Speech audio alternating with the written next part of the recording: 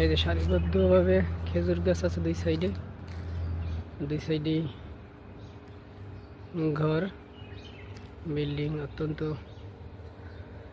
Piece and quite পরিষ্কার দেখা যাইতেছে। এখন এই যে খেজুর সামনে হবে, কেবল মুছি নিছে গাছে, বেশিরভাগ গাছেই এই যে মুছি নিছে। কত সুন্দর, ঝামেলাপূর্ণ, একদম নিরিবিলি। যে সামনে গরমের দিন আরো বেশি আসতেছে। এখানে দেখেন এই রাস্তার পাশেই আরবির মিউনিসিপ্যালিটি পারমিট নাম্বার, যে পানি খাওয়ার জন্য।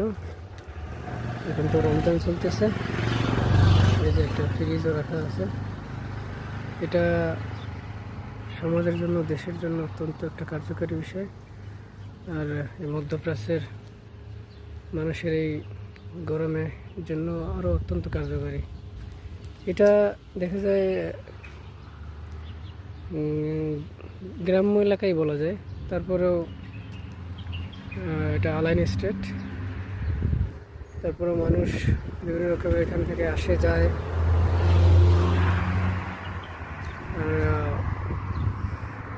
কর্মী, কোম্পানির লোক, বিভিন্ন রকমের সরকারি এখান থেকে পানি খেতে পারে। এটা দুনিয়া আখিরাতের জন্য একটা কল্যাণের কাজ। আমাদের উচিত যার যার জায়গা থেকে মানুষের কল্যাণের জন্য কাজ করা, যাতে দেশে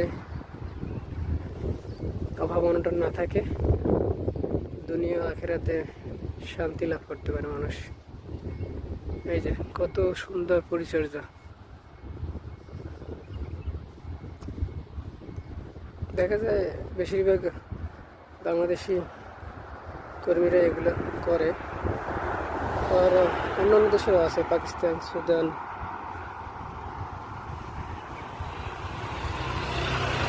আফ্রিকা, এরকম।